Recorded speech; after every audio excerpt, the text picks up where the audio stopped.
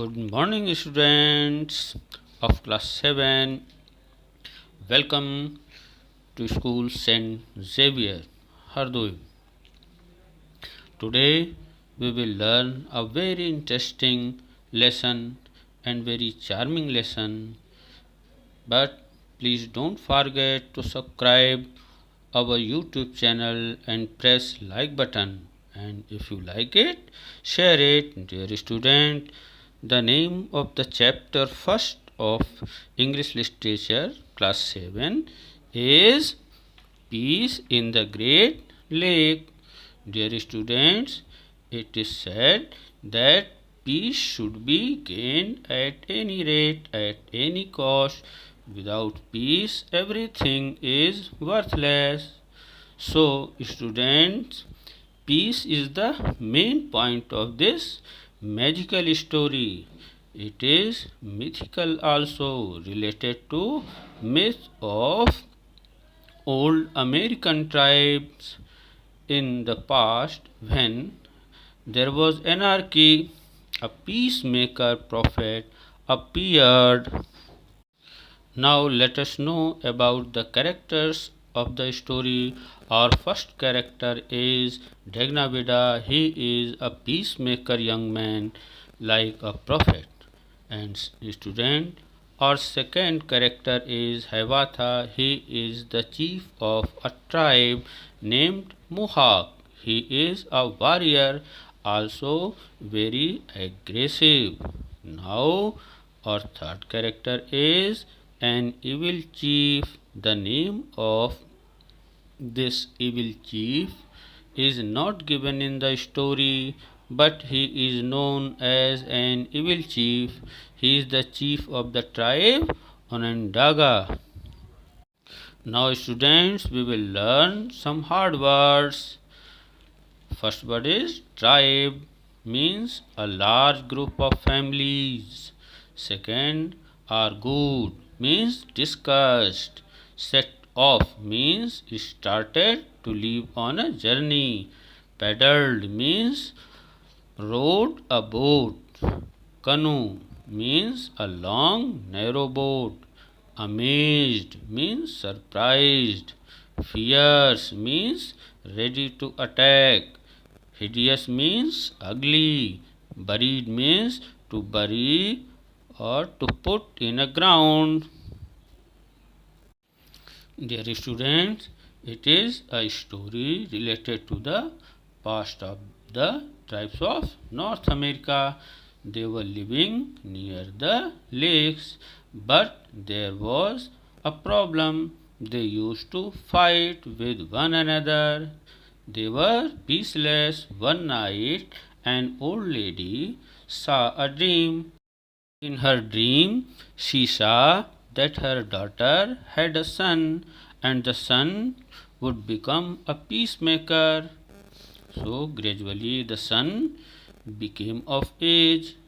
He expressed his desire of peacemaking to his grandmother and mother, and they agreed and gave permission.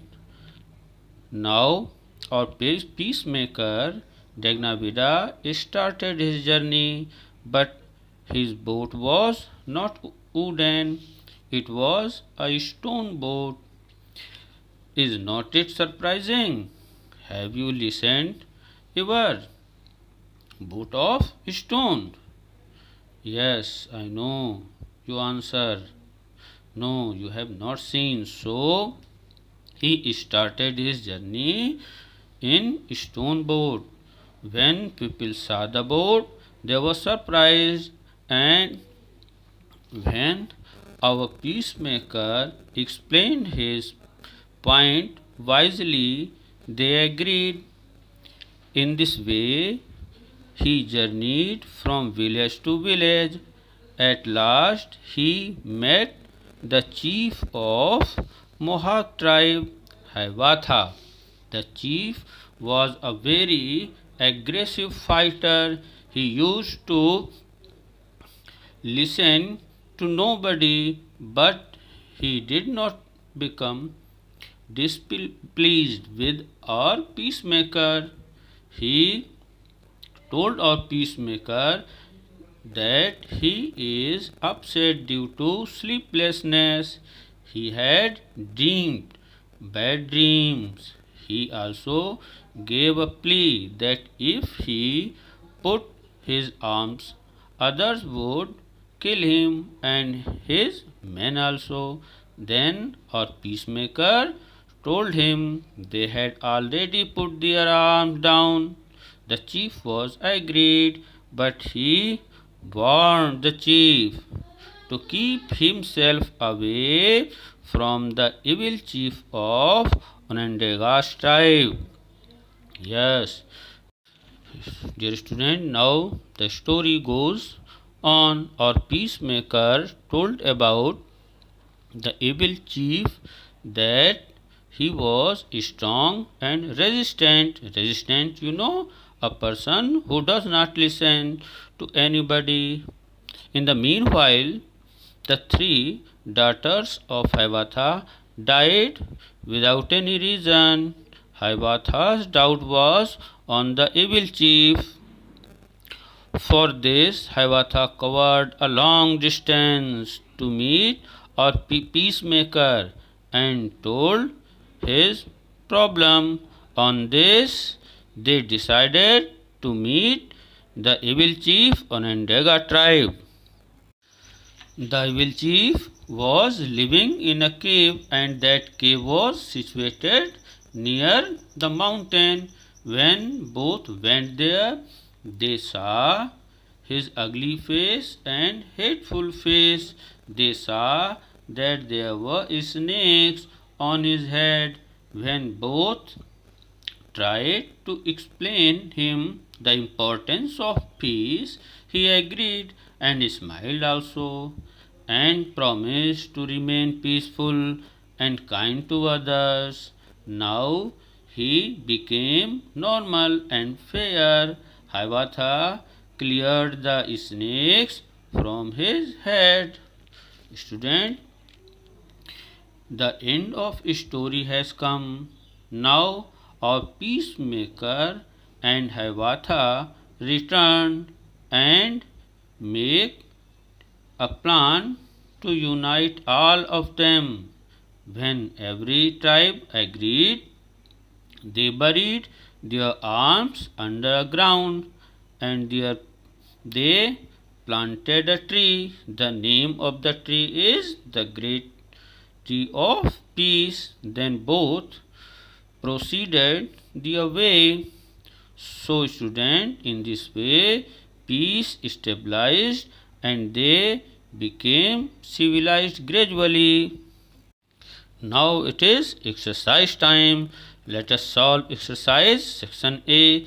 We have to put these sentences in order according to the story. Look, every sentence has a space before it. So write third before first sentence and write 8 before second sentence, and now write 6 before third sentence and write second before fourth sentence, and write 4 before fifth sentence, and write 10 before sixth sentence, and write 1 before seventh sentence, and write 9 before eighth sentence, and write 7 before ninth sentence, and write 5 before tenth sentence. Student, let us try section B. Reference to the context. The present line has been taken from Literature Course Book, Class 7, Chapter 1st. The line is, I cannot sleep at night, but do not know why. Now question, who is the speaker? The speaker of the line is Hiawatha. Now question second, who does he speak to? He speaks to Dagnavitha. Now third question, why can't the speaker sleep at night? How does the problem get resolved? The speaker can't sleep at night because he was worried. He was afraid of Onondaga tribe evil chief. When the evil chief agreed to make peace, his problem gets resolved. Now next line, the chief smiled. Now so do I, he said. The question is, who was the chief? The chief was the evil chief of Onondaga's tribe.